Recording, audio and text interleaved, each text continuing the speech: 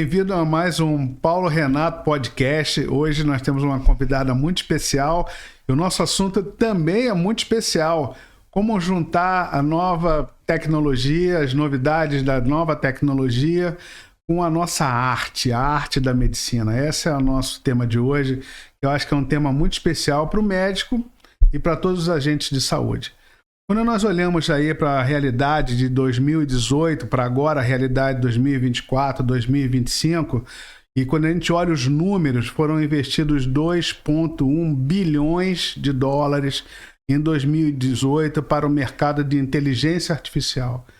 E quando a gente olha para 2025, estão destinados 36 bilhões de dólares para o desenvolvimento dos programas de inteligência artificial só para o serviço de saúde. Quando nós olhamos, então, que o Big Data, a realidade expandida, a realidade virtual, o acesso a toda essa tecnologia, como é que vai ficar a nossa medicina? Como é que fica a arte do médico? Como é que ficam as relações interpessoais?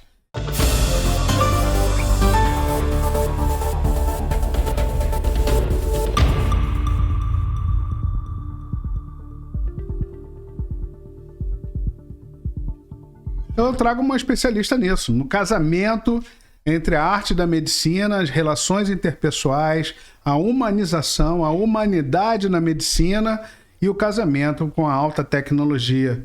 Bem-vinda a doutora Patrícia Paturia, cirurgiã, ginecologista oncológica, uma das poucas mulheres treinada pelo Vinci System Training, médica do Instituto Nacional de Câncer e de outras instituições.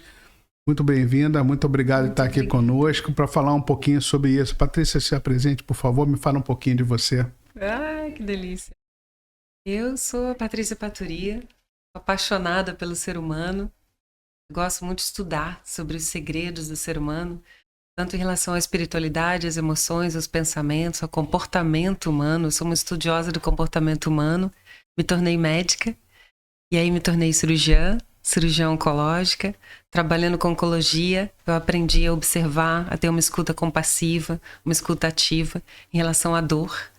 Compreender também que aquela dor não é minha, mas dói em mim. E como é que eu posso contribuir com o ser humano. E aí eu fui desenvolvendo a compaixão. E dentro da oncologia, eu me apaixonei por cuidar de mulheres. Eu cuido de mulheres com câncer ginecológico, na ginecologia oncológica e também na ginecologia preventiva. E eu amei que você abriu aí me apresentando, falando sobre a cirurgia robótica, que tem muito a ver com o nosso bate-papo de hoje. Tem muito a ver. Então, antes de a gente começar e aprofundar nessa nossa conversa, eu queria lembrar a todos que dentro da plataforma que te for mais preciosa, se inscreva para nos ouvir no Paulo Renato Podcast e conheça a nossa plataforma do nosso patrocinador, que é o Max Doctor. Max Doctor é um ecossistema de gestão da parte contábil e jurídica para serviços de saúde, tanto para médicos quanto outros agentes de saúde, clínicas e hospitais, que podem te fornecer a segurança necessária para desempenhar o teu trabalho. Patrícia, quando a gente fala sobre essa realidade de juntar, né, a saúde, juntar doentes e doença, o que eu penso? Eu penso que nós médicos, nós tratamos doentes. Sim. Porque a doença, a tecnologia talvez trate até melhor que a gente, né? Tá aí a radiologia mostrando que talvez um software dê um diagnóstico melhor até do que um radiologista. E esse radiologista ele vai operar talvez esse software com brilhantismo, né? Um robô não vai operar melhor que um cirurgião, mas um robô vai ajudar demais um cirurgião na habilidade manual dele para fazer manobras dentro de uma cavidade estreita, para fazer manobras que ele talvez não conseguisse com as habilidades que o Papai do Céu nos deu. Me corrija se eu estou com o pensamento errado. É bem interessante. Trazendo esse cenário do radiologista. Muitos colegas radiologistas estão, caramba, será que eu vou perder meu emprego? Não vão. Porque eles vão ter muito mais tempo para estar discutindo os casos de cada paciente com a equipe. Porque muitas pessoas não sabem, mas o radiologista ele vê a imagem, dá o laudo, que provavelmente o robô vai dar de uma forma bastante assertiva, só que esse laudo ele tem muitas nuances. E a decisão do tratamento de uma pessoa, igual você falou, a gente não cuida de doenças, a gente cuida de pessoas. A gente cuida da doença também. Mas o mais importante é compreender aquele universo daquela pessoa. Então, nesse universo de compreensão, a gente tem várias reuniões em equipe. E o radiologista é um especialista muito importante. Então, ele vai ter mais tempo. Imagina que vai estar lá o robô dando laudo. E aí o radiologista vai ter mais tempo de estar presente nas reuniões multi-interdisciplinares, que elas são fundamentais, gente, para a gente organizar o nosso planejamento cirúrgico, a nossa conduta, o tratamento adjuvante e tudo isso. Em relação à cirurgia robótica, hoje em dia, sim, o humano opera e o robô faz os movimentos. No futuro, talvez nem tão longe assim, talvez o robô venha a operar. Ah, e daí? Eu vou perder meu emprego como cirurgiã robótica? Não. Porque, primeiro, que quem vai treinar o robô são os humanos. Então, aí tá toda essa humanidade. Quem é que já criou a cirurgia robótica? Foi um humano. Com uma intenção de quê? Que as mulheres e os homens se recuperassem com mais velocidade, conseguissem voltar às atividades normais, sentissem menos dor, sangrassem menos, que a visão do cirurgião fosse mais nítida durante a cirurgia, aumentando a chance de acerto. É tudo focado para o humano. É que parece que as coisas não se comunicam, o humano e a máquina, eles se comunicam muito. E como é que foi a tua trajetória? Por exemplo, a minha ideia na dor, o meu mundo da dor, veio de eu ser anestesiologista raiz. Eu era anestesiologista clássico, otimizar cirurgias e procedimentos dolorosos. Então, a dor estava presente, principalmente no pré, no intra e no pós-operatório. A medicina da dor veio como uma consequência disso, veio como uma curiosidade, uma oportunidade, e no dia que eu vivenciei isso, eu me apaixonei de uma forma tão profunda que eu abandonei a anestesiologia clássica. Aquilo foi, sabe, ponto de inflexão. Eu li um livro recente e chama Ponto de Inflexão mesmo, né? E aquilo mudou a minha vida. Mudou a minha vida. Aquele momento mudou e eu me apaixonei profundamente sobre a dor crônica e abandonei a anestesiologia clássica. Aconteceu algum ponto de inflexão para você? Na mudança dentro da medicina, para ginecologia, para oncologia, para tecnologia, para cirurgia robótica, para medicina integrativa? Me conta teus pontos de inflexão. A curiosidade que eu tenho, porque eu identifico os meus pontos. Eu gosto muito de ouvir história. Esse storytelling, para quem está nos ouvindo, para quem está nos assistindo, é muito interessante. Sim. Né? Eu acho muito interessante. É muito bonito, porque na verdade as coisas vão acontecendo com uma fluidez na vida, e quando você me faz essa pergunta... Nossa, passou um filme assim, eu falei, eu nem percebo com tanta clareza o que aconteceu, ao mesmo tempo eu percebo. Então é bem bonito, porque pessoas nos inspiraram e a gente segue inspirando pessoas, e a gente brilha para iluminar, e essa é a vida, porque a gente acredita no ser humano. Demais. Então os seres humanos que sempre nos motivaram. Na verdade, quando você começou a fazer pergunta, me veio à memória, eu criança assistindo televisão. Eu venho de uma família onde não existem médicos, eu venho de uma família de engenheiros. Então vou te provocar, por que você foi ser médica? É muito legal isso, né? Qual foi o teu ponto que te levou a ser médica? Eu tava ali assistindo televisão bem pequena, acho que eu tinha, sei lá, 6, 7 anos, aprendendo a ler e escrever. E aí passou na televisão Guerra nas Estrelas, que tinha o professor Spock, aquele das orelhas. Sim, com aquele aparelhinho na mão. Hoje a gente tem um na mão aí também que faz um monte de coisa daquilo, né? E tinha o Dr. McCoy. Sim. E aí eu admirava o Spock, porque ele resolvia tudo. No entanto, eu achava ele muito frio, pouco seco. Ele não ouvia tão bem as pessoas. E o Dr. McCoy, ele fazia cirurgias, assim, sem abrir. Ele fazia como se fosse um momento de prece, meditação, oração. E ele tinha uma escuta muito bonita sobre os tripulantes da nave. Porque os que são mais jovens talvez nunca ouviram falar no Guerra nas Estrelas, que é o Star Trek. E que foi um evento muito legal, que tinha Enterprise, sim, que era uma nave espacial, sim, que passeava. Sim. E aí esses dois eles representavam na tripulação as pessoas relacionadas à ciência. Sim. Então eles me encantaram. Sim. E eu comecei a perceber, não que o professor Spock fosse pior ou menos efetivo do que o Dr. McCoy, mas eu me afinei mais com a amorosidade e efetividade do que com aquela conduta fria. E não tem certo nem errado. Cada um tem o seu objetivo no mundo. Porque cada um toca em nós de uma forma distinta, no nosso pensamento, na nossa percepção. E daí, quando eu vi o Dr. McCoy fazendo, eu falei, quero ser isso aí.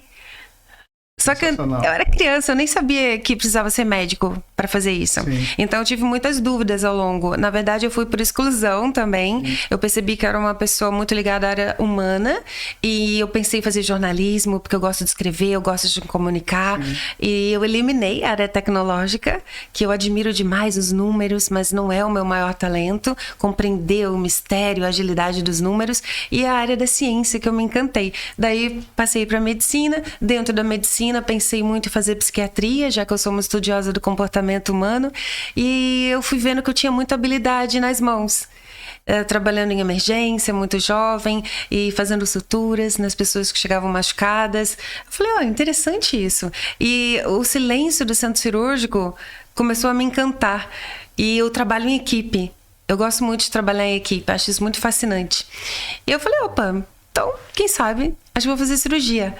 E na minha turma foi um choque, porque eu sempre li muito sobre comportamento humano, sobre espiritualidade. Então existe um conceito. Como alguém que gosta de psiquiatria vai ser cirurgião. Achei que você fosse homeopata, para entender melhor a forma sistêmica. Sim. E aí eu falei, pronto, dentro da cirurgia eu quero trabalhar com oncologia.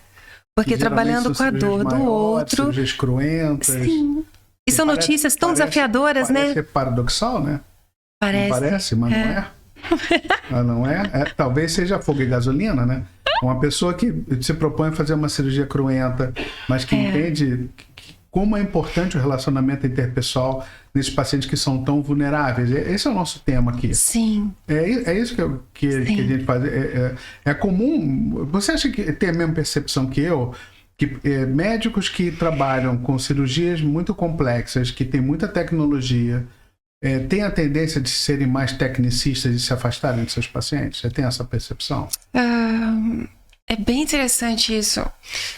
Eu não percebo essa percepção em mim. Em você, certamente mas não. Eu percebo na comunidade científica, não porque sejam seres humanos frios. Talvez sejam pessoas que tenham mais dificuldade de lidar com as próprias dores e com as suas próprias vivências. Porque para a gente ter um olhar... uma estratégia de sobrevivência. Talvez possa ser. Porque quando a gente cuida de alguém e a gente sabe que aquele alguém tem 5 filhos, não tem outra pessoa para dar suporte, se ela morrer, como que vão ficar as outras pessoas? Quando a gente começa a perceber o que está por trás daquilo, ou que aquela dor está associada a alguma emoção mal digerida, que a pessoa verbaliza para você, como por exemplo, nunca conheci meu pai, ou eu sou adotada e eu não consegui digerir tão bem essa dor do abandono. É um mundo tão bonito e às vezes o médico muito tecnicista, ele não está pronto para lidar com aquilo. E claro que tem os psicólogos, tem a equipe da saúde mental, mas é bonito quando a gente vai operar alguém, a gente saber da história desse alguém. E é interessante perceber que tudo comunica. Porque muitas vezes os tecnicistas acham que as pessoas que são técnicas e científicas e se preocupam com esse olhar sistêmico têm menos qualidade na técnica. Sim. Isso é uma inverdade. A pessoa pode ser, né? E ainda mais se você perguntar ao paciente, o que ele mais afere é essa qualidade. Essa qualidade do toque, da presença, do compromisso, da humanidade. Né? Sim. É o que ele percebe. A gente diz que o paciente ele só vê a cicatriz, né? Não é? Ele não consegue aferir o que foi feito internamente. Eu acho que do ponto de vista de qualidade de assistência, o que o paciente mais afere é o teu compromisso. É quanto ele valoriza o quanto que você se dedicou a ele. É isso que ele entende, é isso que ele alcança. Aquele grande cirurgião que não passa visita, quem passa visita é o residente, ele não é bem visto pelo paciente. Você concorda? É verdade, pode ser. E aí eu acho que a tecnologia vai nos ajudar tanto, porque talvez esse colega que não passa visita, talvez ele esteja ocupado fazendo outra coisa. Não é porque ele não quis ver aquele paciente, talvez ele não pôde ver. E aí isso já muda a percepção. E aí ele confia na equipe ou o que seja. Se a tecnologia avançada vem fazendo coisas que aquele médico poderia não estar fazendo, talvez ele tenha tempo de ir lá. E se ele percebe alguma dificuldade naquela visita... Isso pode ser favorável. Porque a escola de medicina, ela não nos ensina a serem... para que a gente seja médicos sistêmicos. Eu gosto muito de dividir, assim, os futuristas falam muito sobre isso, a medicina sintética e a medicina sistêmica. A medicina sintética é o que a gente aprende na faculdade. O sintoma... Você pode fazer uma explicação assim, para para quem está ali nos assistindo. Fala para eles, qual é a diferença dessa nova nomenclatura, o que é medicina integrativa, o que é medicina clássica, o que é medicina sistêmica. Esses nomes são muito confusos para a maioria de nós, até nós médicos mesmo, né? Há algum preconceito em relação a isso, né? Isso é vanguardista, né? Como é que a legislação vê isso? Como é que o conselho vê isso? Eu tive uma aula, estava participando de uma mesa, e teve uma colega nossa, oncologista, uma grande médica, uma grande colega, a doutora Sabrina Chagas, você deve conhecê-la muito bem, uma grande colega. Sim. E ela deu uma aula sobre oncologia integrativa. Que bonito. E essa aula precedeu a minha aula, sabe? Eu fui ao púlpito falar, eu estava dando uma aula sobre o meu universo, dor, e a seguir eu dei parabéns para ela pela aula dela e falei para ela assim, Sabrina, você veio dar uma aula aqui de um tema que não deveria ter sido dado, né? Aí todo mundo prestou atenção, né? Eu falei, você veio dar uma aula de como ser médico. Essa aula deveria ser desnecessária, sabe? Porque ela deu uma aula maravilhosa, linda, lindíssima, com conteúdo profundo, e uma aula que deveria ser pré-requisito. Como ser médico. Como ser médico é ser humano, é ter compromisso com o resultado, sabe? É tudo que a gente imagina que quando a gente entrou na faculdade com 17, 18, 19 anos, né? Então ela deu uma aula espetacular sobre conceitos de medicina integrativa. Eu queria que você falasse um pouquinho sobre esse pensamento, que a gente está casado nesse pensamento, nesse propósito, né? Fala um pouquinho, Paty. Eu não sei como é que está hoje em dia o ensino nas faculdades, né? Eu vim da faculdade na década de 80, década de 90. Então, ali, o ensino ele era muito pragmático, muito focado no sintoma que a pessoa sente, e aí em que a gente pensa, quais são as possibilidades diagnósticas, quais os exames que nós vamos pedir e qual vai ser o planejamento do tratamento. Então, isso é o que eu chamo de medicina sintética. E essa medicina sintética exige muito estudo e muita dedicação. Horas e horas, né? Nós sabemos disso. Muito, muito, muito, muito. Então, naquele momento, aquela geração não recebeu muita informação, a geração da qual eu faço parte, sobre a medicina sistêmica, sobre a medicina integrativa, que ela vai muito além. As pessoas confundem ser humano é ser educado, é ser gentil. Não, gente, isso é básico, né? Pra gente ser feliz e ter fluidez na vida. Mas a gente olhar o que pode estar por trás da doença. Como é que aquela pessoa está se sentindo quando ela recebe um diagnóstico de câncer? E será que ela sente culpa de estar doente? Será que ela se vitimiza por estar doente? Será que ela quer o amor da família e ela está chamando atenção? Não sabemos. A gente só vai saber ouvindo aquela história. Então, isso é muito bonito, começar uma anamnese, uma conversa com o paciente e também com os familiares. Conta um pouquinho da sua história para mim. Conta para mim. Em vez de falar, você me procurou, como que eu posso te ajudar? O que você está sentindo agora? O que você está sentindo já é até bem amplo, né? A pessoa pode falar muitas coisas. Então, eu acho que nós somos pouco treinados a fazer boas perguntas. Eu fui aprendendo muito isso com o time da saúde mental, né? Com os psiquiatras, psicólogos, os terapeutas, que eu percebi que o linguajar deles era um pouco diferente do meu, como médica.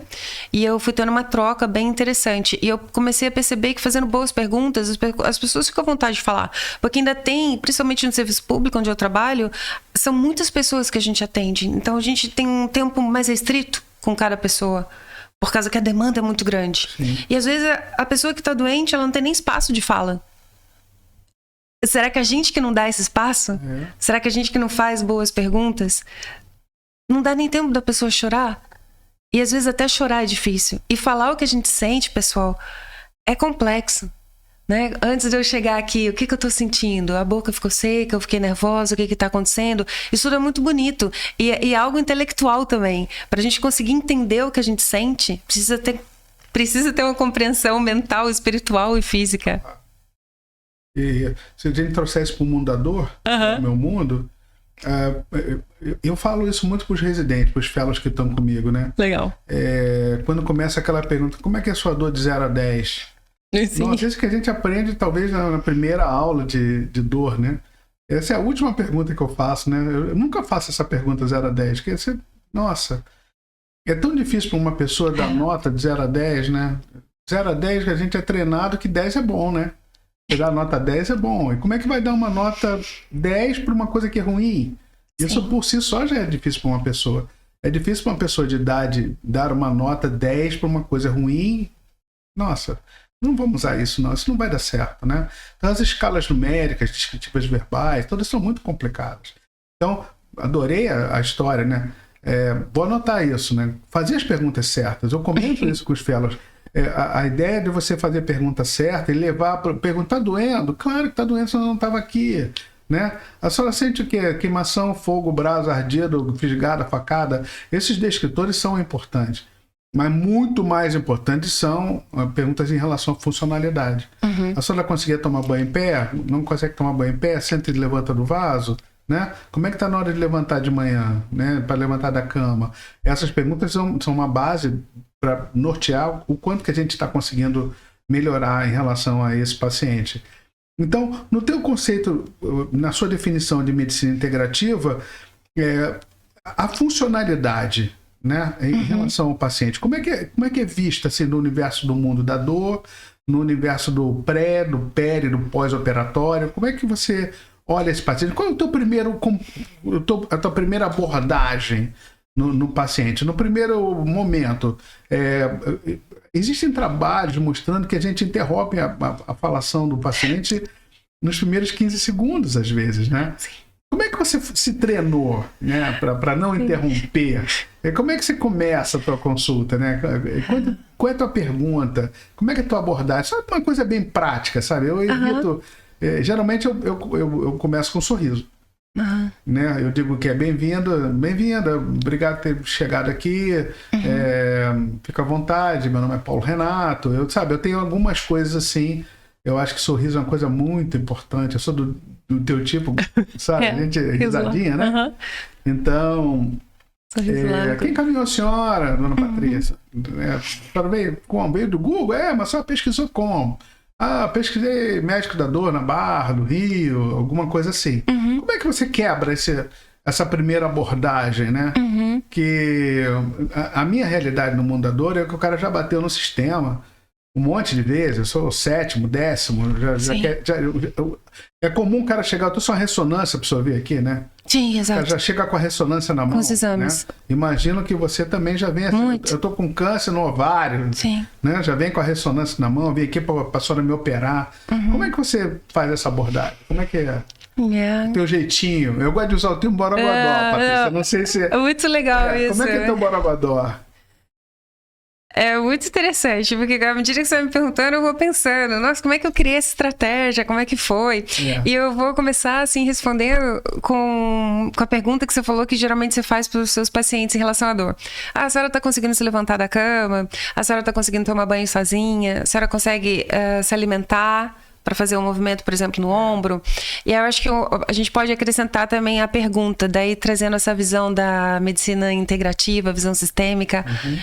Aí se ela responde assim: não consigo tomar banho sozinha. E como que a senhora se sente? Precisando de ajuda para tomar banho. Porque talvez ela se sinta leve. Eu até gosto, porque eu fico mais perto da minha filha. Ou não, eu me sinto péssima, porque eu tô dando trabalho para os outros. Eu não me sinto confortável, porque eu não quero ficar nua na frente de outra pessoa. E com essas respostas são bem interessantes, assim, porque você começa a entender o universo daquela pessoa e você começa a se abrir para ajudá-la de verdade. Sim. E isso a gente aprende na faculdade, estudando, sim, também. Porque o dom é a gente gostar de fazer isso, né? Sim. Mas para se comunicar, eu fiz muitos cursos. Muitos cursos que eu acabei fazendo pela oncologia, porque a gente comunica muita notícia difícil. É o nosso cotidiano mesmo. E eu escolhi fazer isso, talvez por uma história de vida, que lá quando eu tinha 18 anos, o meu irmão faleceu de acidente de carro, ele tinha 21 anos. E eu percebi que a forma que eu recebi aquela notícia, quebrou meu coração. E eu falei, gente, a forma que a notícia chega pode transformar uma vida. Sim. Porque se a notícia chega de uma forma mais suave, mesmo sendo uma tragédia ou algo difícil, talvez aquele espírito tenha mais força de expandir, de compreender a dimensão de que em todo caos existe uma ordem sistêmica. Sim, acredito que sim. Não tenho dúvida. Então, tem muitos cursos. Não é o que dizer, é a forma como foi dito, né? Sim, e vai muito além de ser educado. Porque muitas pessoas falam, a pessoa foi mal educada. Muito além. A escolha das palavras são muito importantes. São muito A importantes. velocidade das palavras como foram ditas, o tempo, o momento. Qual é a dica? E é muito importante, assim, o pessoal da área da saúde saber essa importância. Essa é a primeira dica. É muito importante a pessoa saber que isso faz diferença, a forma de comunicar. E como a gente lida com, para mim, a maior dificuldade, a limitação de tempo. Né? A gente, às vezes, precisa ser bastante efetivo numa consulta, uma consulta que você não vai conseguir ficar 3 horas, porque até todo mundo fica cansado. Ou no serviço público, que você vai ter que ter uma consulta mais enxuta, de 20 minutos, talvez, meia hora. Mas é possível ter qualidade? Sim, é possível ter qualidade. E aí, cada um vai fazendo a medicina que gosta. Hoje eu me permito, no meu consultório, uma consulta de primeira vez, eu fico em torno de 2 horas. Porque eu preciso entender aquele ser que eu vou operar, que eu vou oferecer o tratamento ou que eu vou oferecer a prevenção.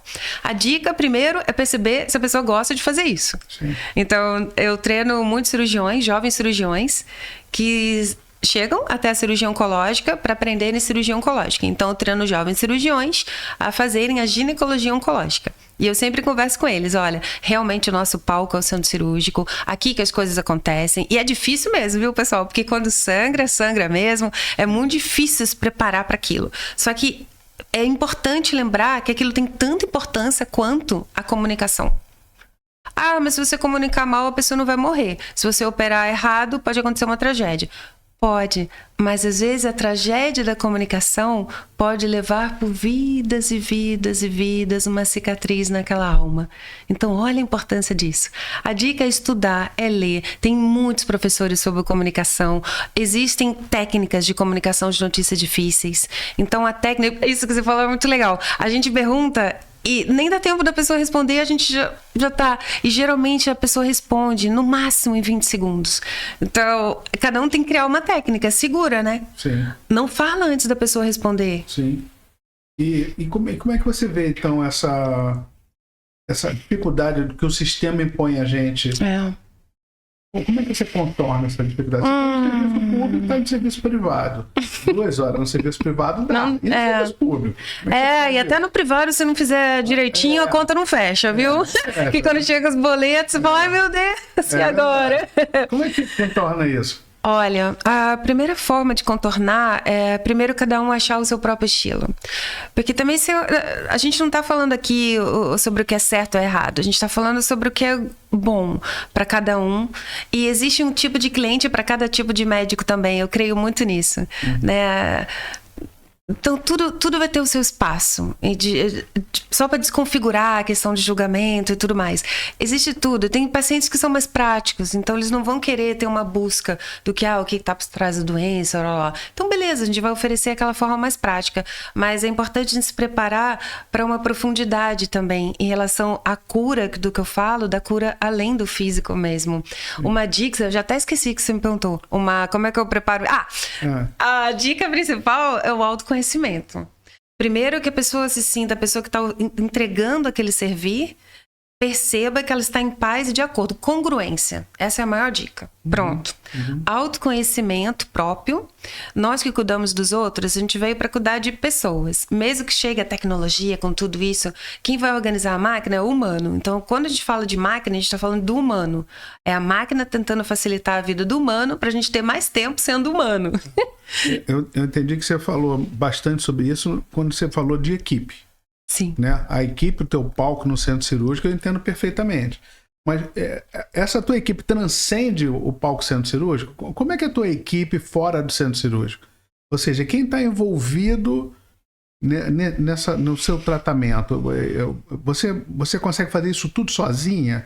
Você tem saúde mental associada? Você tem medicina de cuidado paliativo, você tem clínica de dor, você tem o pessoal que trata das feridas, você tem enfermagem, você tem orientação nutricional. Como é que você engloba todo esse tratamento? Que é difícil a gente assumir essa responsabilidade toda, né, Patrícia? Muito. Sabe, eu vejo isso pela minha prática, né? Eu vou até certo ponto, mas tanto a tecnologia quanto o conhecimento médico, né? Médico no sentido mais amplo, não do médico, conhecimento médico, mas o conhecimento da saúde, cara, não é justo com a gente não domina tudo, né? A gente domina um pedacinho, né? Sim. E como é que você gere tanta informação que a gente tem? Tô trazendo isso até para te provocar mesmo em relação à tecnologia, né? Sim. Como é que você gera isso? Quando eu estava na faculdade, eu tinha um sonho de ter um espaço físico, um núcleo com todos esses profissionais lá dentro. E aí, à medida que também outra coisa que na faculdade poderiam ensinar sobre empreendedorismo. Que a gente não tem ideia, nem do que é uma pessoa jurídica, o que é uma pessoa física, a gente não tem ideia de como é que a gente vai entrar no mercado, como a gente vai se inserir, como é que as pessoas vão nos achar. Então, isso para mim foi um mistério. Aí eu comecei a perceber que não tinha como montar uma estrutura física, que aquilo tinha um valor muito alto financeiro para criar aquela estrutura. Talvez pudesse pertencer a uma instituição, Cancer Center, por exemplo, que a gente pudesse ser uma engrenagem dessa macro empresa e talvez não role, né? Poderia, isso acontece muito no hemisfério norte. Talvez num país super mas aí a gente falando sobre tal. congruência, medicina, espiritualidade, autoconhecimento, compaixão, talvez a gente não fale tão de acordo com os critérios daquela empresa. Sim. Então a gente começa a criar a nossa empresa. Então eu tinha esse sonho, né, de criar uma estrutura, nem que fosse no local. Aí comecei a perceber que isso não era viável.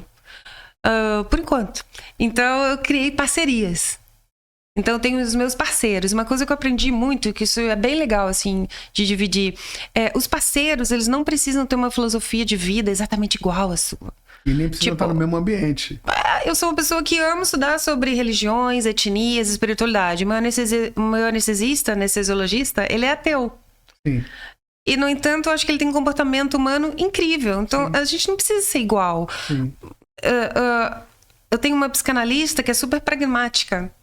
Ela não precisa ter uma visão que eu tenho. Então, eu seleciono os meus parceiros pela qualidade técnica. Sim, pelo comportamento muito mais do que pelo discurso.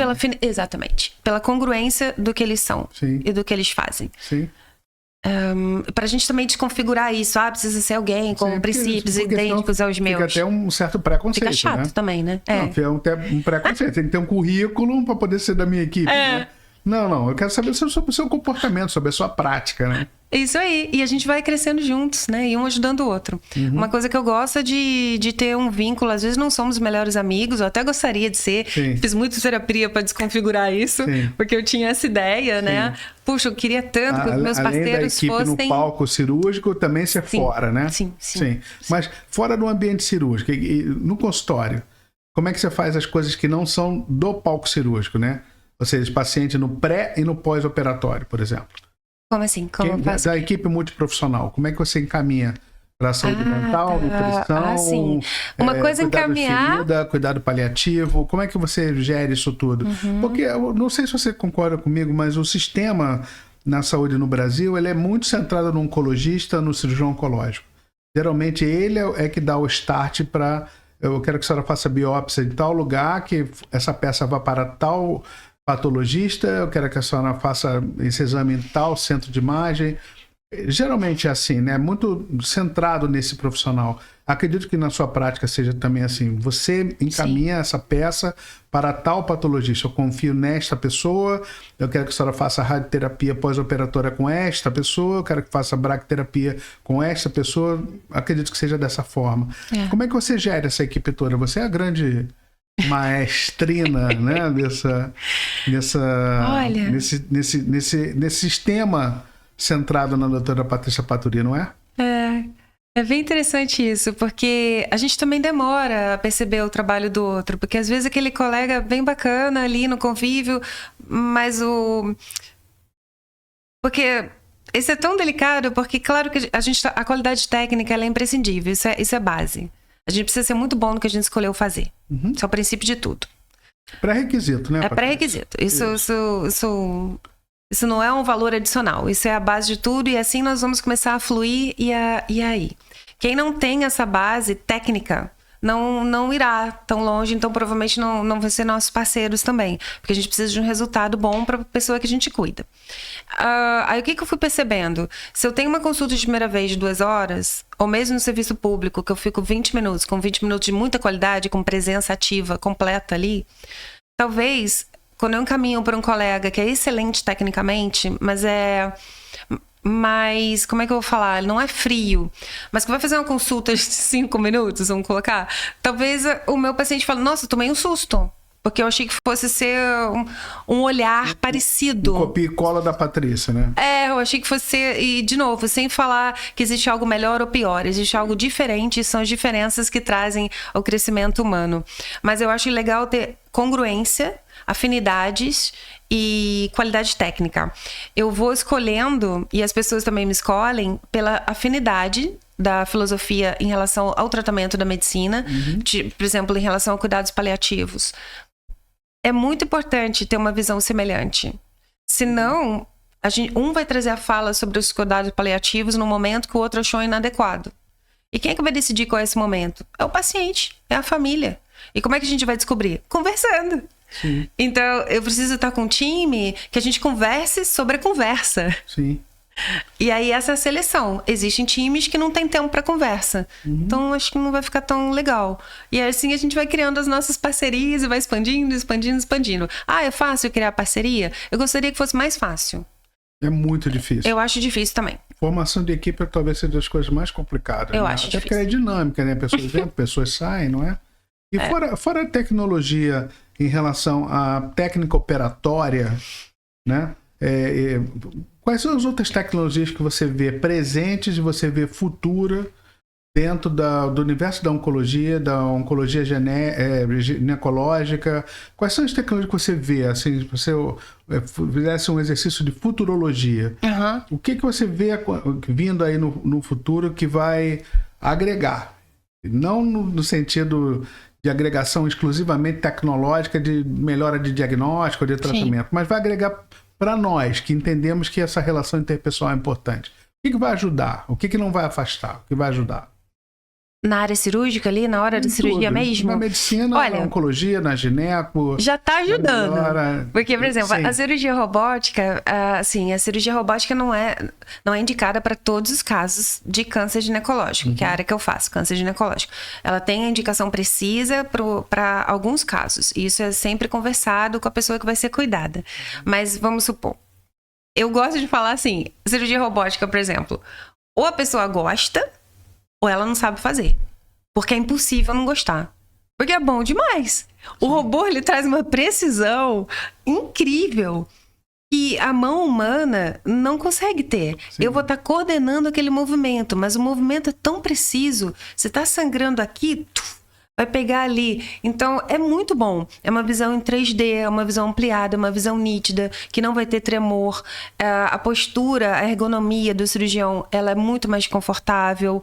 Mas é uma plataforma que toda a equipe precisa compreender. A enfermagem... você perguntou também naquela outra pergunta. Nossa, gente, enfermagem, fisioterapeuta, psicólogo... É um time muito grande, anestesista, as secretárias são maravilhosas, que fazem o início de tudo também. Então, é todo mundo junto ali. Como é que pode agregar? Já está agregando. Na cirurgia, eu percebo a cirurgia robótica como um grande avanço. No futuro, talvez, se o robô vai operar sozinho, não sei. As cirurgias à distância. A cirurgia robótica ela foi criada, me parece, por uma manifestação de guerra. Porque tinham muitos feridos em outro país e algumas pessoas não tinham acesso técnico para cuidar daquelas pessoas que estavam morrendo. Então, criaram uma estrutura de que um médico cirurgião em outro país conseguisse operar. O médico presente acoplava o robô no paciente, só que quem operava era outra pessoa. Então, que falam desse futurismo que já está acontecendo, dessa tecnologia avançada. Sim. Isso é incrível, porque aí a tecnologia vai dar assistência de uma forma mais harmoniosa para todo o planeta. Sim. E eu acho que até a pandemia, dentro de todos os males e catástrofes que a gente assistiu e presenciou, até a regulação do próprio conselho permitia um aumento da proximidade nossa à distância com a telemedicina. Foi um avanço. Foi. Né? Hoje a gente não tirar a velhinha de casa para a gente dar uma receita, Sim. foi um baita de um avanço, né? Como é que você vê outras formas de tecnologia, além dessa parte operacional, que você vê que pode ajudar a gente, porque nos aproximou.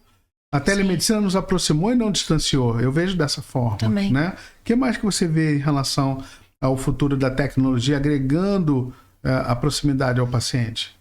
Tem muita coisa, né, da inteligência emocional. A inteligência emocional, ela tá tão veloz que muitas vezes eu nem percebo que aquilo é uma inteligência emocional.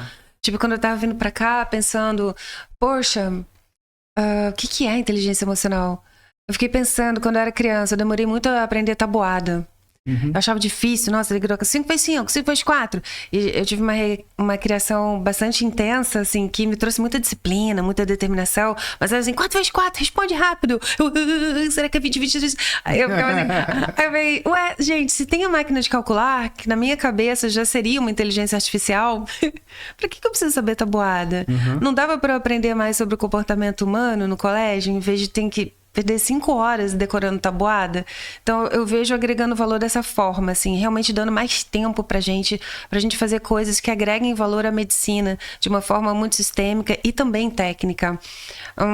Como será o avanço na área cirúrgica? Eu não sei exatamente. Eu sei que agora o que a gente tem de mais avançado seguramente é a cirurgia robótica. E o robô, ele vem se aperfeiçoando. Porque o robô, ele já tá mudando. A gente já tá na 4ª ou 5ª geração de robôs. As pinças eram diferentes, as mulheres estão entrando no campo, e isso é incrível. Me conta essa fofoca. Pois Como é que foi essa... a gente ouve muito em feminismo, né? O que é? Eu acho que o feminismo, essa coisa do feminismo, existe um feminismo negativo e um positivo, talvez, né? O feminismo negativo é aquele que não levou a mulher a se consolidar como um diferencial de igualdade, sabe? Eu acho que eu tenho 2 filhas mulheres e elas brincam comigo que eu tive um recado para minhas filhas maravilhosas. Eu tenho 2 filhas médicas, né? E dentro do meu machismo, né, natural, né, de um homem de 62 anos, quando eu fui fazê-las motorista, né, que eu queria ensiná-las a dirigir, eu tinha um discurso machista. O meu discurso machista é assim: vocês vão dirigir igual um homem. Sabe? É um discurso machista. Mas embora a frase seja machista, era uma postura feminista. Ou seja, eu queria dizer nesse discurso machista que eu queria que elas fossem iguais. Eu queria que elas dirigissem à noite, estacionassem de ré, subissem ladeira, dirigissem estrada, sabe? Que elas não fossem diferentes do que eu considerava que era dirigir bem, sabe? Eu sou muito orgulhoso delas. Eu sou muito orgulhoso delas. Então eu entendo que isso é uma postura de um homem machista, que acha que um homem dirige melhor que mulher, achava naquela época, e queria que elas dirigissem igual um homem, entende? E eu vejo que elas dirigem melhor que eu. Sabe? Então, esse discurso machista, eu sou esse homem machista feminista. Né? Então, eu queria muito ouvir essa tua vitória de passar por essas barreiras e de forma muito brincadeira. Sim. Como você opera como um homem, entende? Entendeu, Patrícia Paturi? Claro. Como minhas meninas dirigem igual um homem, como é que Patrícia Paturi se opera como um homem, sabe? Entendendo que isso é uma brincadeira, muito brincadeira, que a gente é muito amigo, tá? Não, e é linda essa sua reflexão. É linda, porque você não é machista, você cresceu num ambiente onde era assim. E as coisas estão se transformando muito. Agora, em 2024, a gente já tem uma nova percepção. Eu ouvi muito isso em campo operatório. Pô, Paturi, tu opera igual homem. Caramba, tá mandando bem, opera igual homem. Entenda que são, entre aspas... Era um elogio, né? Entende? Então, é ofensivo, mas é um elogio. E eu acho muito bonito trazer essa questão de masculino, feminino, machista, feminista, de trazer essa expansão no planeta. O planeta, na minha percepção, ele se eleva através das relações. E as relações, independentes de gênero, elas trazem as configurações do feminino e do masculino. Eu gosto de falar que no Dia da Mulher, eu gosto de celebrar o Dia do feminino. Isso. E porque tem nuances diferentes. O sol é diferente da lua, as cores são distintas, os aromas são diferentes. Por essa diferença. E essa diferença é linda. É linda. E aí a gente volta para o autoconhecimento. Para a gente conseguir não trazer para o pessoal um comentário desse, é importante que a pessoa se entenda muito como ser humano. Mas se entender como ser humano é uma jornada muito profunda e longa. é muito complexo a gente se compreender de uma forma rápida. Alguns talvez sejam, já venham das estrelas, já chegam aqui se compreendendo como grandes avatares, né? Eu gosto muito de Jesus. Então, quando ele chega... Imagina, numa era pré-histórica, que devia ser aquele ser incrível, vindo daquelas dimensões tão iluminadas, e aí ele cai aqui e fala, nossa, como é que eu vou me comunicar com essas pessoas? E tanto que ele falava através de parábolas. Então, a primeira coisa é as pessoas não levarem para o pessoal quando tiver um comentário grosseiro. E recebe... Respira, desconfigura, não bebe esse veneno, porque esse veneno não é para você, talvez esteja ali no outro, porque o outro aprendeu assim.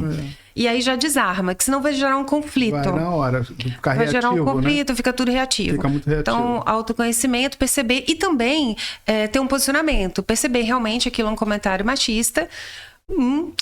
Tô passando por isso, como é que vai ser a melhor situação, como é que eu vou lidar com isso, que é o que a gente faz sempre na nossa profissão também. Sim, a senhora tem dor, sim, a senhora está com câncer, sim, chegou o momento de cuidados paliativos, sim, teve um momento da cura, e como é que a gente vai resolver isso da melhor forma? O posicionamento é legal, a gente cresce num planeta onde é machista, sim, a gente vem naquele discurso, né, do patriarcado, e na cirurgia isso sempre foi assim, o número de cirurgiões homens sempre foi maior do que o número de cirurgiões mulheres, tanto que as ferramentas foram construídas para homens. Então, na videolaparoscopia, as pinças, eu tive muita dificuldade, eu fiquei com lesão, podia ter te procurado na época, né? Fiquei com tendinite, fiquei com um monte de coisa, dor. Era para mãos maiores. Era para mãos maiores e para luvas maiores. A minha luva é 6,5, 7, a dos homens é geralmente 8, 8,5, 7,5. Então, as pinças, elas ainda têm um formato maior para uma mão masculina. Sim. Então, a gente foi se configurando e indo.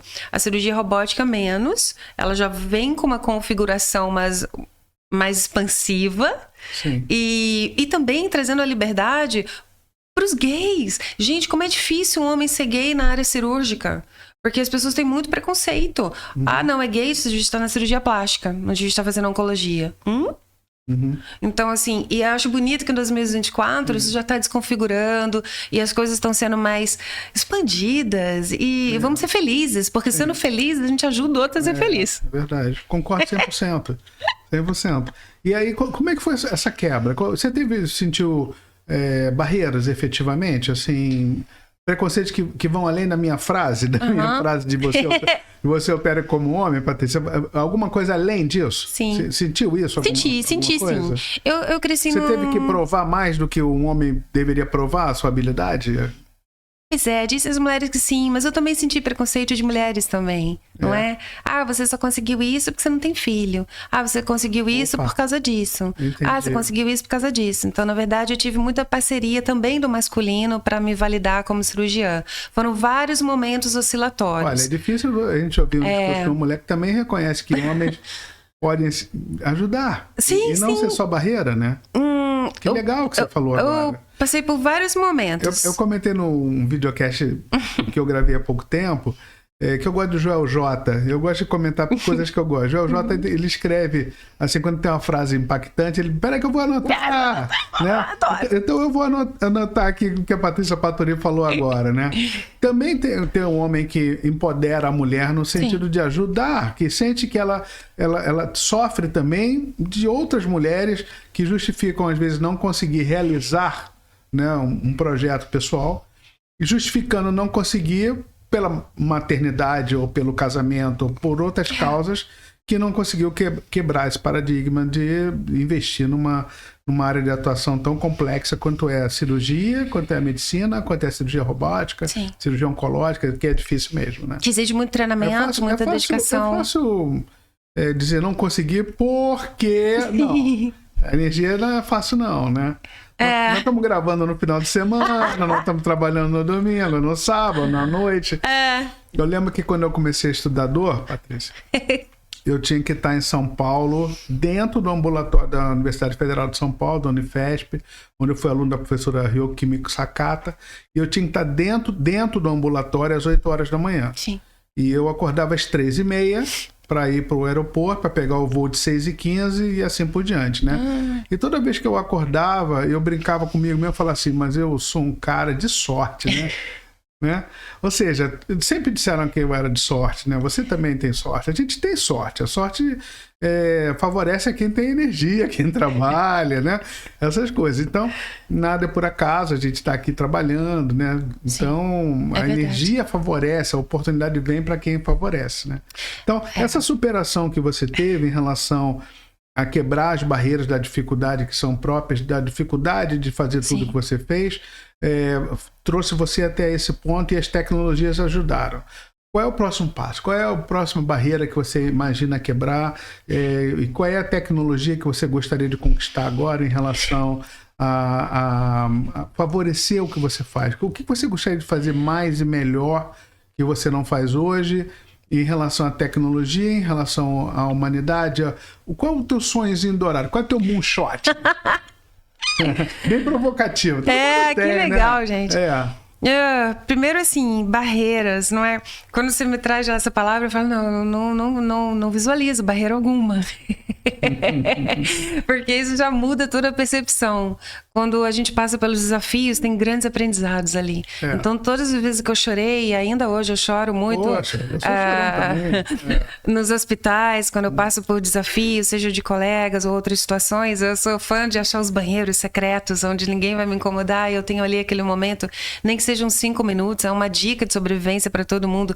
Se restabelece, volta para tua força. Então, o sonho é que eu me entenda cada vez mais como pessoa, que eu perceba a minha imensa expansão, porque a gente que trabalha com dor, a gente se treina tanto para vencer adversidades, que quando alguém nos agride, a gente está sempre preparado.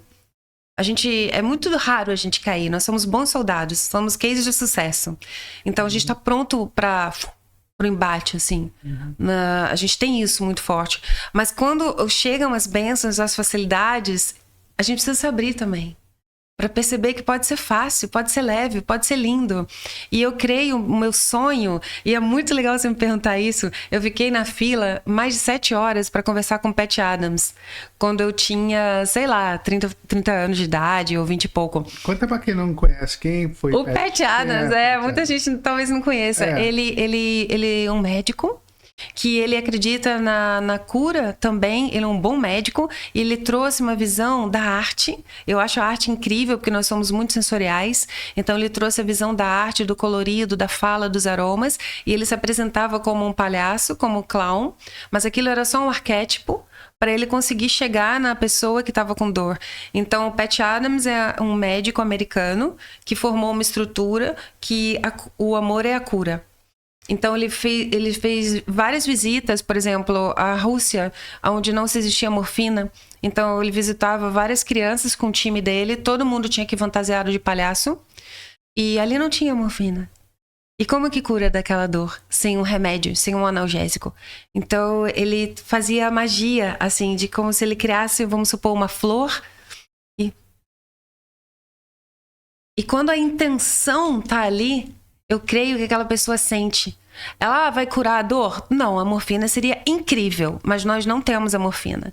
Uma vez eu vi a princesa Diana, também eu vi uma entrevista do pessoal do Fundão aqui do Rio de Janeiro, que ela visitou a área da pediatria, e uma criança falou, a criança estava sonolenta e a princesa Diana passou, a criança percebeu e a princesa olhou para ela e acho que tocou no cabelo levemente, uma coisa de 3 segundos, tá?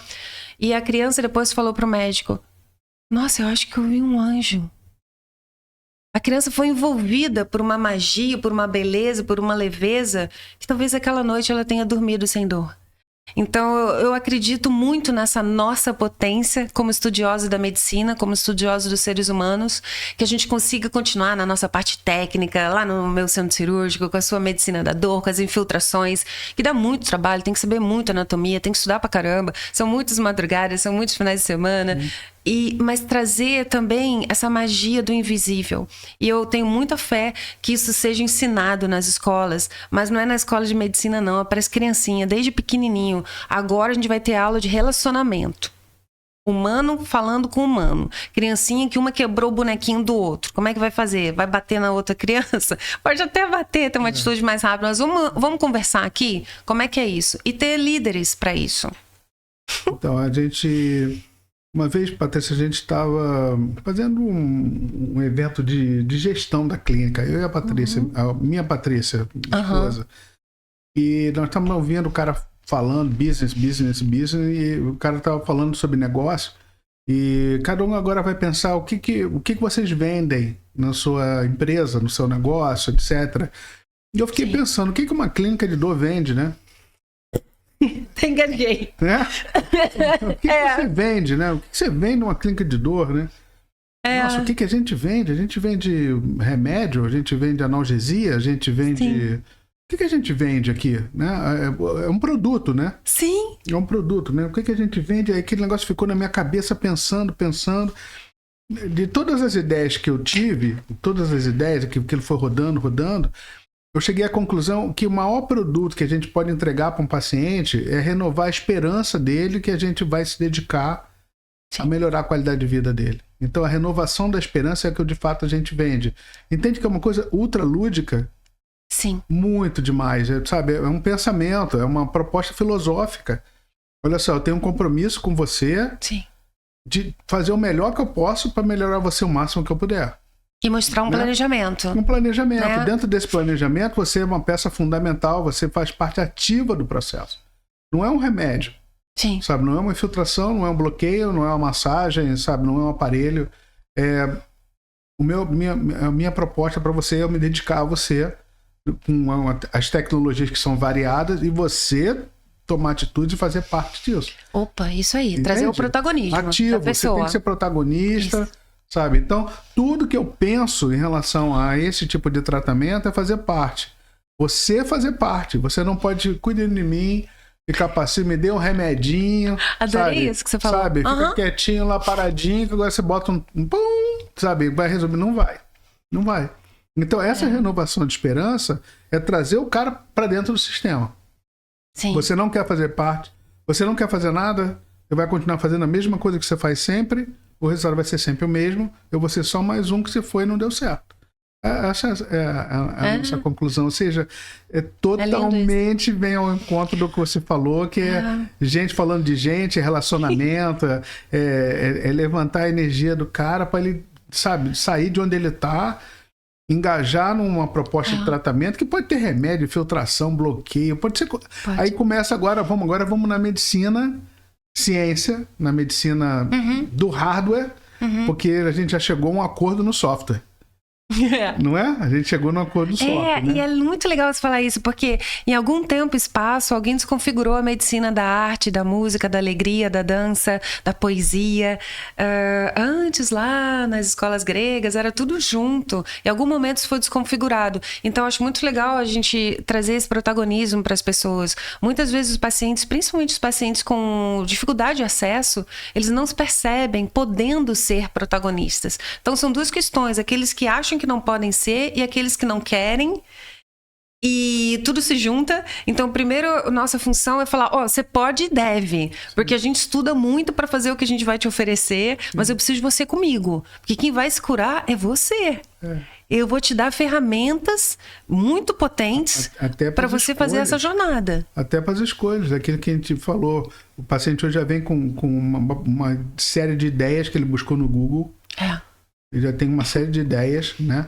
E ali você vai tentar separar um pouco o joio do trigo, né? Separar um pouco a ideia do que é ciência, do que é balela, né? Que ele trouxe ali de informações que não tem nenhum critério. Você vai funcionar meio como um orientador, né? Olha, isso é válido para o senhor, isso não é, mas quem vai tomar a decisão é ele. Ele que vai comprar o remédio, ele que vai tomar, ele que vai cuidar dele mesmo, né? E ele é ativo no sistema. Ele que vai decidir se vai ser operado ou não. Você vai operar, mas quem vai decidir se ele vai ser operado, quem é? É verdade. É o paciente? E até as escolhas, né? É bem legal você trazer isso. Quem é que vai decidir se ele vai operar? É ele. Quem é que vai decidir se ele vai tomar o remédio? É ele. E interessante que no serviço privado, as pessoas nos escolhem. Sim. Então elas chegam até nós. E aí vem a questão da venda, que é outro trabalho também para desconfigurar e desmistificar na sociedade. Nós somos adultos. A troca é realmente em relação ao dinheiro. O agradecimento, a troca. É o dinheiro, gente. A gente precisa... É isso. Desconfigurar eu falei pra isso. você o que a clínica de dor vende. Então eu falei que a venda nossa da clínica de dor, então no meu ponto de vista, é renovar a esperança do paciente. Esse é meu ponto de venda, né? É a venda de um conceito. Eu vendo um conceito e agora isso pode ser tangibilizado através de um produto de serviço que pode variar bastante. O que você vende, Patrícia? Ah, que bonito isso, né? Quando você fala assim, eu quase respondo, gente, não vendo nada. Eu vendo tudo. Porque até isso, pra gente que é médico, é esquisito ouvir, né? O que você mais fez aqui, Patrícia, foi passar valor. Então, assim... O que você vende? Olha, qual o valor que você vende ali que é na tua possível prática? se curar. E a gente veio aqui nessa vida para isso. Então a senhora vende a mesma coisa que você vende valor na esperança. Veio para se curar, você gente. renova a esperança do paciente. Vamos curar, porque emoções mal digeridas, elas acumulam e a célula adoece, pode formar doença ou não. A gente veio para se curar. A gente está aqui eu como cirurgiã, para tirar o que não serve mais, para tirar aqueles tumores gigantescos, ficam todos colados. Dá muito trabalho tirar a doença, mas a gente veio para se curar de uma forma muito sistêmica. A gente veio para ser feliz, a gente veio para ser abundante, a gente veio para sim desfrutar dos prazeres da vida e trazer para a galera também do serviço público, e que somos apaixonados também pelo serviço público. Vivemos no Brasil, um país onde grande parte da população depende da assistência pública. Pessoal, criem o seu protagonismo até no dia da consulta, porque não por acaso vocês vão cair na minha sala. Não é por acaso. Antes eu achava, é por acaso. Não é. Tudo é frequência. Então, abra os receptores para escolherem os seus médicos. Mas é na salinha do B, não gostei. Percebe por que será que você caiu ali? Tem sempre um motivo. Então, para que a gente saia da... intensa essa palavra, mas eu mesmo me vejo me vitimizando algumas vezes, não é? Poxa, eu sou mulher, a galera da robótica não deixou eu treinar, é porque não estão acostumados que a mulher... Calma, sai disso, que você já manda bem, você opera bem, assuma o seu lugar. Entra no seu posicionamento, pega a sua força. Então é isso que eu trago também muito. O que eu quero vender é isso, pega a sua força, pega a sua força. Você pode se curar, você pode se expandir. E o que é cura? É a ausência de doença? Talvez não. Algumas pessoas morrem e estão curadas, e outras estão vivendo ainda adoecidas.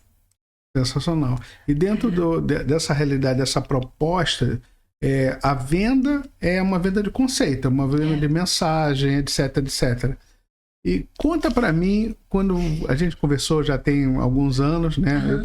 Para quem não sabe, eu já tive o privilégio de ser médico da senhora mãe dela, mamãe. Da dona Verinha. Dona Verinha vai me assistir também, dona Verinha. Um beijo para a senhora. Dona Verinha, me conta uma coisa. Naquela época, quando a gente estava se conhecendo ali, você na posição de filha, né? Sim. E eu já te conhecia porque a gente é do mundo da oncologia, eu sou apaixonado pelos pacientes oncológicos. Você estava começando lá de Instagram, Sim, na comunicação influencer. E a gente conversou no telefone. Paulo, você faz Instagram um pouquinho e tal. Você vai gostar, é uma certa dedicação. Você está com 50 mil seguidores. Olha aqui, como é que é isso? Como é que é essa vida? Como é que é a tua prática? Essa coisa do Instagram é uma necessidade que a gente tem de se comunicar. Sim. Eu imagino que é uma necessidade que a gente tem de trazer o que tem aqui dentro, né? O que passa aqui na cachola. Eu tenho vontade de dizer os meus pensamentos, eu tenho vontade de dizer as minhas ideias, né? Sim. O objetivo da gente é comunicar, é conectar. Né? Quando você fala assim, nós viemos aqui para sermos felizes, para a gente crescer, evoluir, essa mensagem boa, essa mensagem de sucesso, ela não deixa de ser uma venda de um conceito, uma venda de uma mensagem, né? Como é que você vê o teu papel para influenciar 50 mil pessoas que querem te ouvir, que querem ver esse sorrisão, que querem ouvir a Patrícia Paturia? Que delícia, que cheguem mais e mais e mais. A comunicação digital também foi uma coisa que eu precisei vencer muito preconceito na área da ciência. E eu percebi que o preconceito talvez fosse eu comigo mesma também, não é? Porque se eu estou em paz com as minhas escolhas, o que o outro vai falar talvez não faz sentido. Não me gere tanto desconforto. Então eu percebi que quando eu estava com desconforto, você virou blogueira, você virou isso aí, Instagrammer, não sei o quê. Eu falei, nossa, vou fazer doutorado. Porque agora sim eu vou poder falar de espiritualidade e saúde e unir todo esse sonho que é a cura do material, do visível, do invisível, trazer aí o doutor da Enterprise, né, o Dr. McCoy. Então, a primeira coisa foi autoconhecimento. Perceber qual é o meu propósito, o que eu quero falar para o mundo. E aí eu percebi que eu sou uma comunicadora, que eu gosto de comunicar, né? Igual você, a gente gosta de comunicar, a gente gosta de expandir as ideias, porque a gente gosta de ensinar. Então somos professores também. E os professores têm essa natureza, eles querem expandir o conhecimento, eles querem transformar o mundo através do conhecimento. Isso é bonito. E a comunicação digital, ela cresceu muito depois da pandemia. Muitas pacientes começaram a falar para mim, doutora, você vai me operar, mas eu nunca vi seu rosto. Nossa, é mesmo? Porque a gente tava atendendo de máscara, né? E aí elas falaram, e a senhora explica tudo tão bem, não sei o quê. Monta um Instagram, monta não sei o quê, monta não sei o quê. Que esquisito, ponto esquisito. De inflexão, hein? Aí eu... Lembra que a gente falou de ponto de inflexão? Olha aí. E aí eu fui montando, claro que tem que ter equipe também. A equipe de marketing digital são incríveis, assim, são pessoas que estudaram isso, e são pessoas que estão contribuindo muito com a ciência, expandindo esse saber, expandindo essa comunicação, porque elas nos mostram, assim, esse timaço do marketing, a nossa congruência, porque eu acho que não é legal quando a gente mostra algo que a gente não é, que a gente pode ser um bom professor, mas pode não vivenciar aquilo. Eu falo muito assim, nos congressos parece que todo mundo opera bem, né? Só mostra vídeos de sucesso, mas na realidade a gente sabe quem são os que de fato operam bem. Então, a mesma coisa, acho que se a pessoa coloca uma bandeira do bem, mas em casa ela bate na mulher, ela é intolerante com os filhos, aquilo não tem uma congruência. E o meu sonho era ter uma congruência no que eu falo, no que eu vivo, no que eu penso, no que eu faço. E a comunicação digital é um treino constante para isso. Sim. E tem muita mentira? Tem, sei lá, eles seguem as pessoas que quiserem, mas eu quero mostrar uma verdade absoluta. E a comunicação digital é um momento de expansão para essa comunicação. Então, o teu objetivo é manter uma lógica de comunicação para as pessoas que têm o objetivo de quê? No meu caso, saúde da mulher. Né? Então, quero ajudar a mulheres, já que eu trabalho com ginecologia oncológica. A sua é feminina, eminentemente feminina? A maioria é feminina.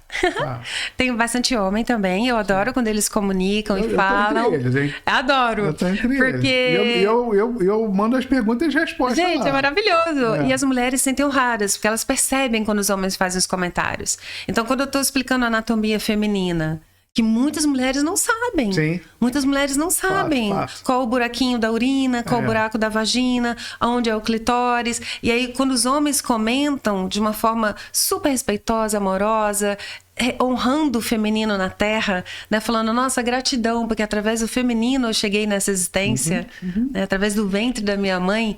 Isso é lindo. Então, eu adoro. Mas o meu público atualmente é muito mais feminino, porque eu falo de saúde da mulher.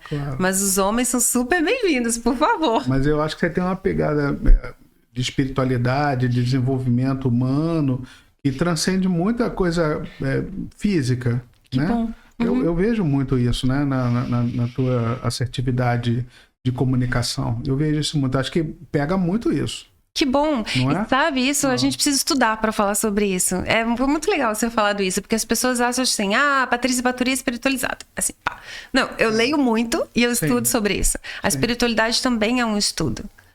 Tem muita literatura, tem muita coisa sobre isso. Você pode fazer um paralelo entre espiritualidade e religiosidade, porque as pessoas se confundem um pouco em relação a isso. E quando a gente fala sobre espiritualidade, eu fui presidente da Sociedade Brasileira para Estudador. Que legal. Eu gosto de contar uma história, eu sou muito contador de história, né? Adoro.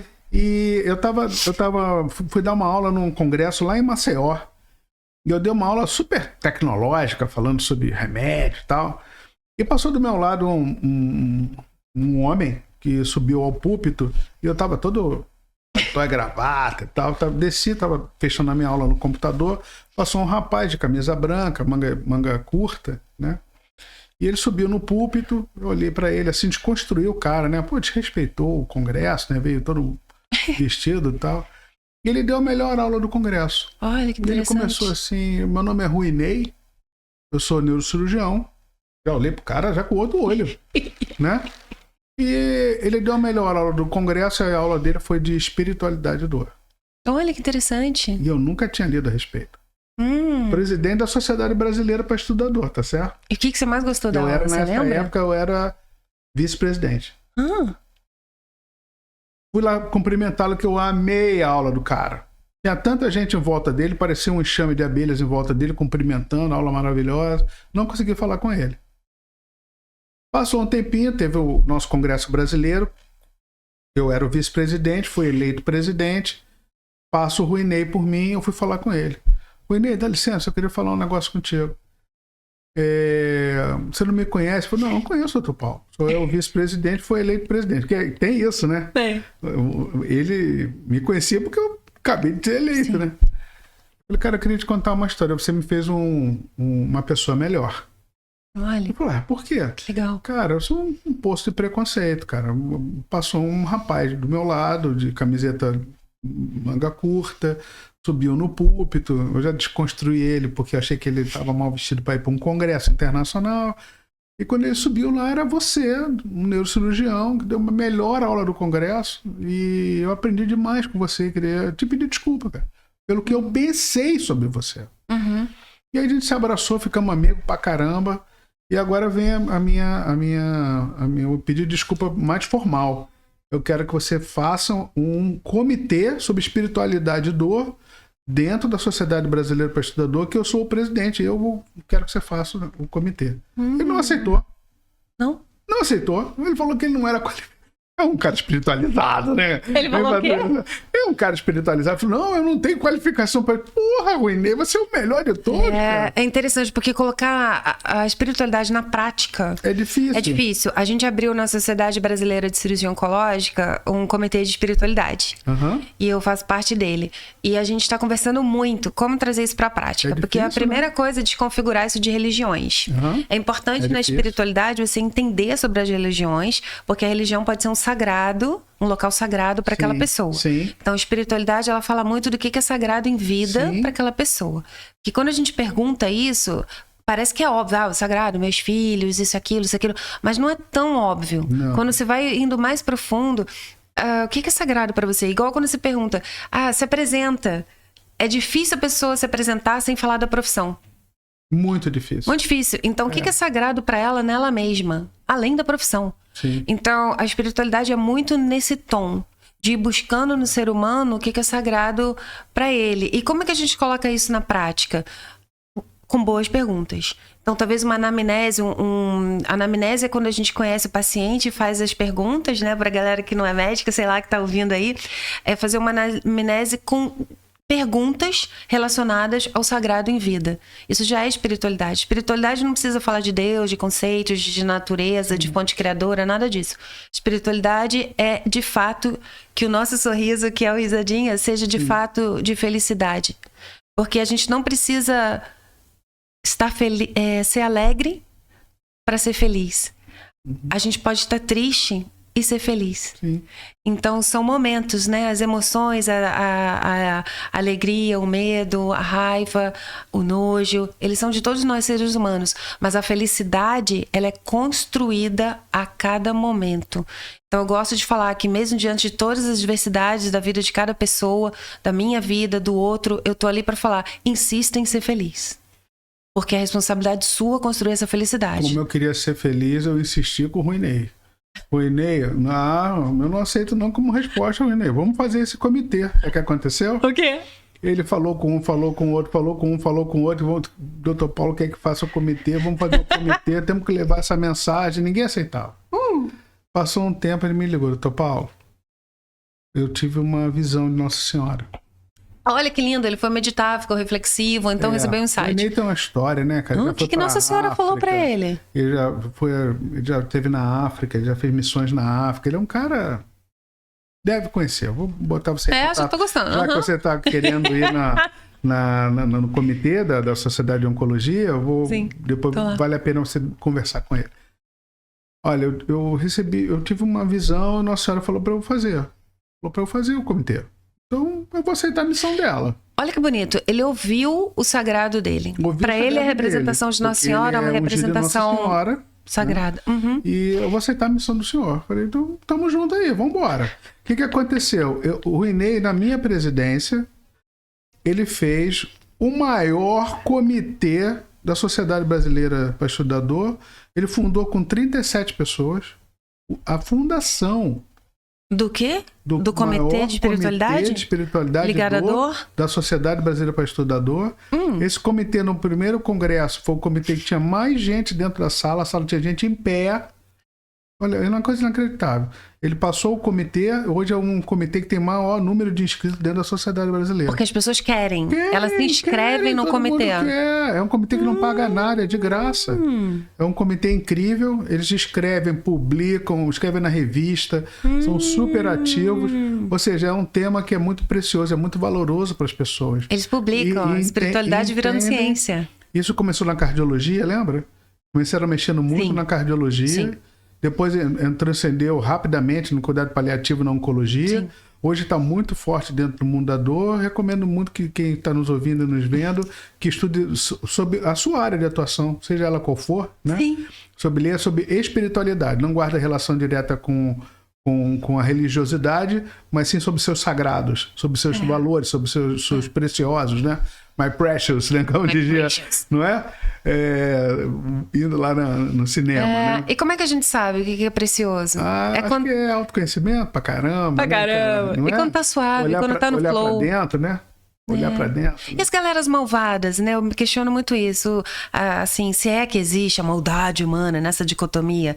E aí, eles estão tranquilos? Provavelmente não. Provavelmente lá no íntimo deles tem algum canto e algum desconforto. A gente que está aqui no Rio de Janeiro, uma cidade aí que está tão violenta, muito mais do que a gente gostaria. Às vezes eu me questiono, né? Tantas atrocidades quanto a malvadeza. E será? Olha, provavelmente essas pessoas não estão no flow. Quando é que a gente percebe? Como ele percebe que foi a mensagem de Nossa Senhora, de fato foi a mente dele? Tanto faz. Se estava no flow... E se estava harmônico com ele, se o corpo dele relaxou naquele momento, em vez de contrair, tá tudo certo. Então, autoconhecimento de novo. Para a galera se percebendo. Ele levou esse tempo, né?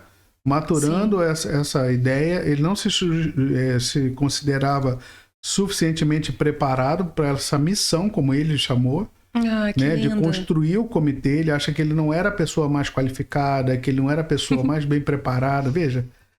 E essa missão, fui eu que dei para ele. Eu achava que ele era a pessoa mais qualificada. E ele já passou o cargo para outras pessoas. O comitê dele tem um grupo de WhatsApp. Tem centenas de pessoas no grupo. Tiveram que mudar o WhatsApp para ir para o Telegram, que não cabia mais gente. E, sabe, e são trabalhos científicos. Sim. Que são publicados, são grupos de discussão. Incrível, tem ajudado muita gente nas suas jornadas de sofrimento, que é como a gente chama a dor, né? A gente acha que dor é muito mais do que... Não é um sintoma, não é uma doença crônica, além disso, é sofrimento, né? Então, a gente ajuda as pessoas no sofrimento. Bonito. Paty, deixa eu te fazer uma pergunta que para mim é muito importante. Dentro do sofrimento humano, dentro do que a gente falou sobre tecnologia, dentro do que a gente falou do que a gente pode ajudar, para quem está naquela câmera ali, o que você diria para essas pessoas? Qual é a tua mensagem? O que elas podem fazer por si mesmas para ajudar a diminuir os seus sofrimentos? Aqueles que têm dor crônica, que têm doenças ameaçadoras de vida, aqueles que são pacientes, familiares, cuidadores, amigos, próximos, que têm essa situação de vida, onde eles buscam... a energia, o conforto, a esperança, renovam a possibilidade de dar o próximo passo. Ai, até respiro fundo e suspiro, né? Porque é tão bonito isso, é tão profundo. Primeiro, acho que ter muita calma consigo mesmo. Muita calma. E se limpar, sabe, de muitos conceitos e preconceitos da gente, da pessoa com a pessoa mesma. Muitas pessoas se culpam por estar sofrendo, muitas pessoas se vitimizam por estar sofrendo, muitas pessoas têm raiva por estar sofrendo, e tudo isso é permitido. Mas primeiro busquem ajuda de profissionais especializados, busquem ajuda de especialistas para cuidarem da doença e também da equipe da saúde mental. É fundamental, ajuda demais. E o sagrado em vida. O adoecimento e o sofrimento, eles trazem uma possibilidade de um portal muito grande para entrar num olhar muito íntimo e interno do que é sagrado. Porque quando a gente pensa na morte, que ela está mais próxima, é natural, a maioria das pessoas pensam nisso, no que, meu Deus, o que é sagrado para mim, porque a pessoa tem medo de perder aquilo. Então, tenta mudar o receptor porque dá medo mesmo, valida isso. Fique em paz com todo esse sentimento, porque eles são naturais do ser humano. O medo, a culpa, a raiva, a angústia, a frustração, se sentir injustiçado e tudo mais. Mas aos pouquinhos vai trazendo isso, vai tentando ter uma calma na alma, namorando essa ideia de que tudo que está acontecendo, porque já está acontecendo, e vamos tentar organizar juntos. Peça ajuda. Sozinho é mais difícil. Com pessoas da sua confiança e com muito amor e trazendo o seu sagrado, é um momento muito bonito para que a pessoa, se ela venha a falecer ou não, mas que ela tenha mais paz nesse momento dessa transição. É um momento de transição naquele ser e talvez aquilo consiga ter um impacto muito agradável, apesar de estar sofrendo. Parece um paradoxo, mas não é.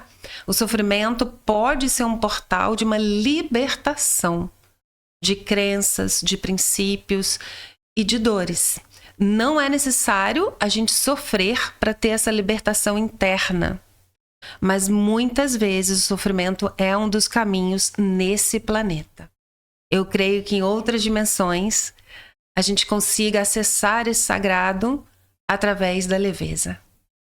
Mas aqui no planeta Terra, muitas vezes a gente acessa esse sagrado através da dor. Então vamos aproveitar e acessar, porque pode ser leve, com uma virada de percepção. Abra receptores para receber amor. E o amor é uma grande cura. E pacientes familiares e cuidadores? Ai, todo mundo junto, né? Se abrir para amorosidade, se abrir para compaixão, tentar não se enganchar tanto. A dor é do outro e dói em nós. Muito. E como é que eu posso fazer para melhorar, para não ficar enganchada, né? Transformar em compaixão. A compaixão é quando a gente sente a dor do outro, mas a gente faz um ato, faz uma ação para aliviar aquela dor. E quando a gente alivia no outro, alivia em nós também. Demais, né? É. Papo demais. Tá bom demais. Eu ficava aqui, profundo, né? gente. Pedir um pratinho de bolinho de bacalhau, mais 2 chopp aqui, a gente ficava, né? Sensacional, Patrícia. Para você que ouviu a gente, a minha mensagem para você é o seguinte: a relação interpessoal é que faz a vida ter sentido.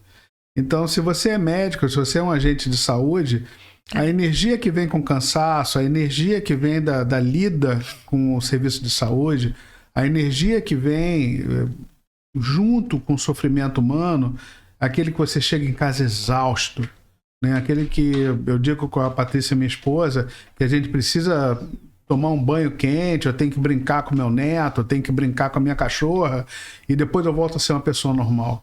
Aquela energia que vem com a gente do trabalho, do cansaço, ela faz sentido quando a gente conecta com o nosso grande propósito, que é a conexão humana, quando a gente reflete o quanto de bem, quanto de bom você fez com a pessoa, quando a gente mudou a vida dessa pessoa, quanto a gente contribuiu.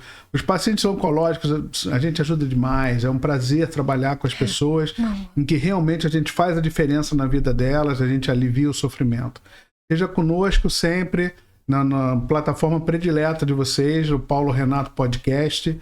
Obrigado mais uma vez ao Maxi Doctor, nosso patrocinador, e aconselho muito a vocês a seguirem Patrícia Paturi. Patrícia, qual é a maneira melhor para te encontrar? Onde é que você está nas redes sociais?